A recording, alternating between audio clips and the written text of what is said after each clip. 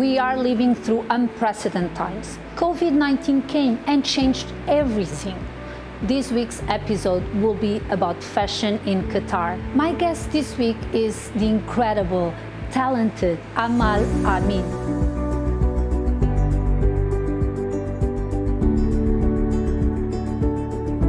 Amal is the founder of Boutique Blanche and Amici Di Moda, and she will tell us all about the struggles during these challenging times. I am here today with one of the most famous women in the fashion industry here in Qatar, Amal Ameen. Hello, Elizabeth. Thank you so much and welcome to La Boutique Blanche. Thank you for having me, Amal. Pleasure as always. So you have an extensive curriculum. You have been in the industry for so many years, and you are actually one of the first Qatari entrepreneurs, women entrepreneurs. You started as an interior designer, didn't you? That's very true. I graduated from Virginia Commonwealth University, the School of Design and Art in 2004, and I started my career as an interior designer. And I know your work as an interior designer, which is beautiful. Thank you so much. La Boutique Blanche, one of them. One of them, exactly. I do remember very well the beginning of La Boutique Blanche. And it was kind of a one-of-a-kind shop. Very true. Because what I was trying to do is to bring the whole universe under one roof. So as you see in the interior design, we have like three strong elements. We got Asia, the bamboo, Europe, the beautiful ceiling that represent Europe, and the wooden surrounded by the Boutique Blanche is to represent the Middle East. So it's kind of what we live here in Qatar, diversity. Diversity, exactly. So all That's in what one. I want to it's beautiful. Reflect or show. And then you decided to focus on fashion. So you still have your interior designing business, yes, but then you just went full speed on fashion. You know, it goes back to my, when I was in university, I always wanted to do something with fashion. But I believe that I could do something with fashion, but without being a fashion designer. So I studied interior design, I worked in that field, and I became a buyer, exclusive buyer for these beautiful brands. How many brands you have now at La Boutique Blanche? 121 brands. Wow. Quite a lot. Yeah. And then from one boutique, you went to two boutiques. Well, it was from the beginning. It's the project was like I have to have two, one for ready to wear and one for haute couture. But because I wasn't lucky to find the right location for the haute couture till Al Hazm appeared, so I started Amici Di Moda there. But at the beginning, I sold the haute couture and the ready to wear in one boutique. So when I started the Boutique Blanche, I combined both, and I have like one point of sales, and then I separate them with Amici Di Moda. And now with this crazy situation we are living in the world, with this COVID affecting every business, I mean, you have a very big business, you have a lot of staff under you. True. How is this affecting you and your business and your staff? Of course it does affect all of us, but you know, my group were there with me from the beginning, so they have to be very, very understandable. So they understand the situation, this is first of all. And then I think in this time we need to work with a very, very smart marketing strategy.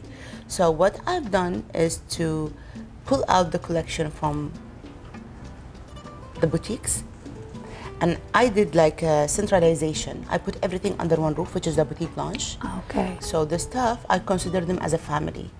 So we are one family and we have one flat platform. They understand exactly the situation, and they were very, very supportive, to be honest, from the beginning. Then let's talk about my different point of sales. As you know, I have 3 different points of sales in Doha.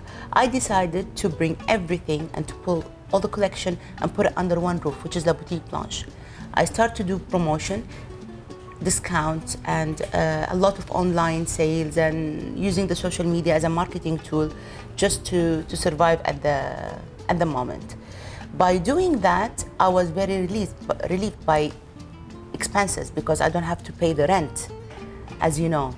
So centralization. Centralization. And Amal, what would you give as, let's say, tips or recommendations to other people in your position and going through all this craziness and crisis that we are going through? Well, you know, for example, I don't have Amici Di Moda anymore. And this is something that breaks my heart, to be honest, because it's my baby. I work so hard for Amici Di Moda. But at the moment, sometimes you need to let it go. So you're saying that what you were talking about centralizing made you actually decide to drop Amici Di Moda and just focus on... Yeah, because I can't afford the rent, because they took the rent of March, April, May, you know what I mean? So I can't paying an expensive rent while I'm closing where there is zero income. Oh. So... those are very sad news, I have to say. I mean, but I have no choice. I had to let it go. Okay, so prioritizing. Priority, yes. So I'll pay one rent in one place, and I'll try to sell from this place. And you chose that instead of firing stuff, for example? Of course, because when I'm firing staff, I'm responsible. I don't call it a staff, it's a family. So this person is feeding a family. Your words are so touching. I'm kind of a bit emotional because that is something, first of all, I was not expecting. No, this is the reality. I was not expecting to hear that. I didn't know that. That you had to, at this time, stop Amici Di Moda, which is something you love so much. And I've been there for the opening and everything, and I know the love and the passion you put onto Amici Di Moda. So, but just to think that the reason you did that is to protect your staff, to protect your family, and to help them also, together with you, go through this period of time. And to me, it doesn't make any sense to pay rents while where the mall is closed and there is zero income. Yes. So I cannot survive, and I want to continue in this business because it's my passion. Of I course. love it. I just don't want to stop.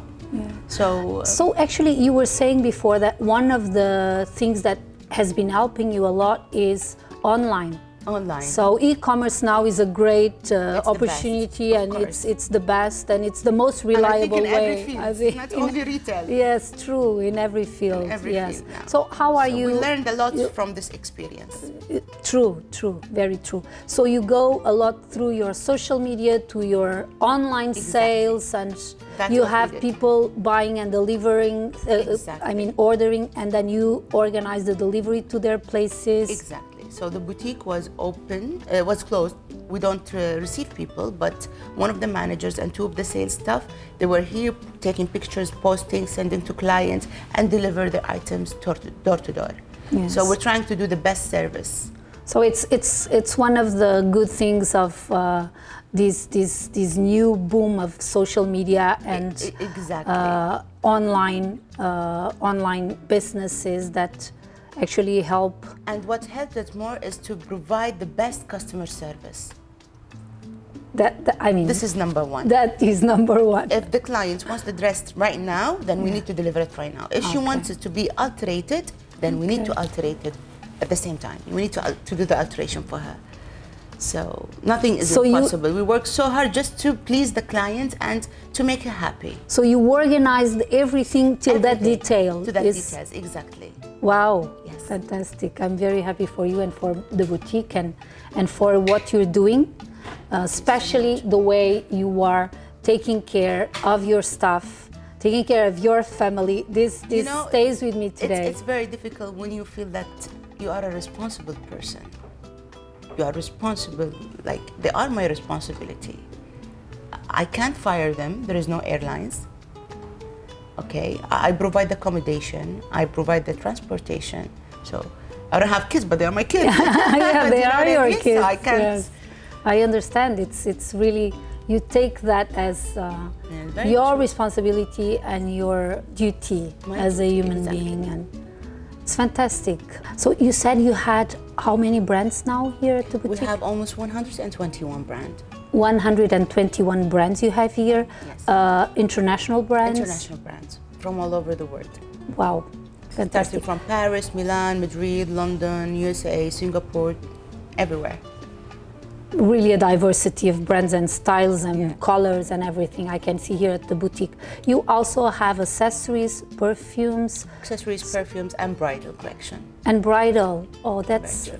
How is that working now? Because now this is affecting everything. This is a very, very important part, because when I started the bridal, it wasn't that good, because, you know, as a bride, she wants to customize her own dress, she wants to do her own and everything.